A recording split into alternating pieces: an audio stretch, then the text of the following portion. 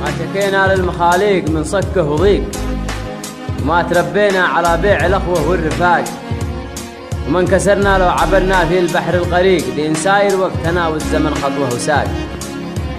وما وقفنا عن طموحاتنا نصف الطريق، روسنا والعز والجود دايم في سباق. ما تركنا الصاحب الكف وحده في مضيق، كيف ما كانت ظروفه ومهما الحمل شاق، ودنا لطمه الأعداء وقوه للصديق، من مسك فينا مسك في المعالي بالوثاق. العريق الساسي جامد عمره عريق، من حناله راس لو طاحت السبع طباق. هكذا ربي خلقنا على الوصف الدقيق، لاينا حكمه وفينا محبه واشتياق.